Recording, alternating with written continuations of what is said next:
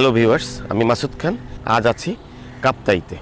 কাপ্তাই হচ্ছে এই মুহূর্তে রাঙামাটির জেলার একটি উপজেলা, কিন্তু এই কাপ্তাইয়ের ইতিহাস হচ্ছে 1860 সালে যখন চিটাগংকে বিভাগ করা হয়, রাঙামাটি জেলার একটি মহকুমা হচ্ছে কাপ্তাই এবং চন্দ্রঘোনায় একটি প্রশাসনিক অঞ্চল গঠন করা হয়, প্রশাসনিক সদর দপ্তর করা হয়, এখান থেকে প্রশাসনিক কার্যক্রম করা হয়।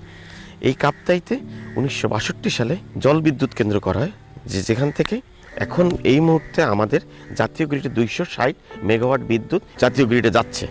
এবং এই লেক, যে বাঁধের কারণে যে লেক তৈরি হয়েছে, মৎস্য শিল্প, মাছের একটা অভয়ারণ্য গড়ে উঠেছে এবং এইটাকে ঘিরে অনেক মানুষের কর্মসংস্থান হয়েছে। আবার একটি জিনিস হয়েছে যে এখানে হিউজ পরিমাণ ফসলের জমি পানির নিচে চলে গিয়েছে। সেই মুহূর্তে যখন 1962 এবং 56 সালে যখন তার কার্যক্রম শুরু করে, সেই সময়কার গভর্নমেন্ট প্রমিস করেছিল এই এলাকার লোকজনের কাছে, যেহেতু তারা ক্ষতিগ্রস্ত হচ্ছে, তাদেরকে সারা জীবন বিদ্যুৎ ফ্রি দেওয়া হবে।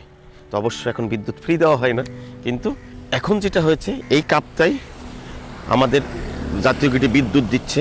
কাপ্তাই লেকে প্রচুর মাছ আছে, যে মাছ দিচ্ছে, এবং এশিয়ার সর্ববৃহৎ কাগজ কল এই কাপ্তাইতে অবস্থিত। এবং কাপ্তাইতে আরও অনেক কিছু আছে, যেমন বাংলাদেশ সুইডেন মিলে একটি পলিটেকনিক কলেজ আছে, সুইডেন গভর্নমেন্টের অর্থায়নে তৈরি। এবং এখানে কাঠ নিয়ে গবেষণা করার জন্য আরও কিছু উদ্যোগ নেওয়া হয়েছে, যেগুলো আপনাদের সামনে আমরা দেখাবো।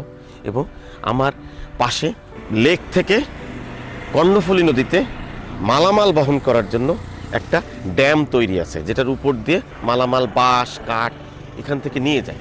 এবং হচ্ছে এখানে জাতীয় উদ্যান আছে, যে উদ্যানগুলো হচ্ছে প্রাকৃতিক বন। অবশ্য প্রাকৃতিক বন তো আমরা খেয়ে ফেলেছি, প্রাকৃতিক বন নেই। প্রাকৃতিক বনের জায়গায় আমরা এখন অর্থের যোগান দেবে, সেজন্য আমরা সেগুন গাছ, যেই ধরনের গাছগুলো আমাদের মনোকালচার বলি, যে একই ধরনের গাছ আমরা পুরা পাহাড় জুড়ে, কাপ্তাই জুড়ে আমরা লাগিয়েছি। এর কারণে আমাদের পরিবেশের ক্ষতি হচ্ছে, সেটা অন্য বিষয়, সেটা যারা পরিবেশ নিয়ে কাজ করেন তারা বলবেন। আমি যেটা বলতে এসেছি, আমি কাপ্তাইকে আপনাদের সামনে উপস্থাপন করব, এবং কাপ্তাইয়ের যে জিনিসগুলোকে আপনারা জানেন বা জানেন না, সেই জিনিসগুলোকে আপনাদের সামনে হাজির করব। আপনি আমাদের সাথে থাকুন। কাপ্তাই উপজেলার দুইটি বাজার আছে। একটি বাজার হচ্ছে নতুন বাজার। নতুন বাজারটি সাধারণত এই অঞ্চলের সকল মানুষের নিত্য প্রয়োজনীয় যে দ্রব্যাদি আছে তার চাহিদা পূরণ করে।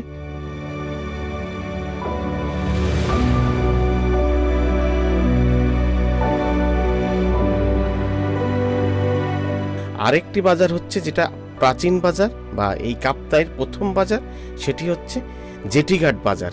জেটিঘাট বাজারটি হচ্ছে সমগ্র পাহাড়ি অঞ্চলগুলোতে যে ফসল উৎপাদন হয়, সেই ফসলগুলোকে যে সারা বাংলাদেশে জেটিঘাট থেকে তাদের উৎপাদিত পণ্যগুলো সারা বাংলাদেশে তারা বিক্রি করে থাকে।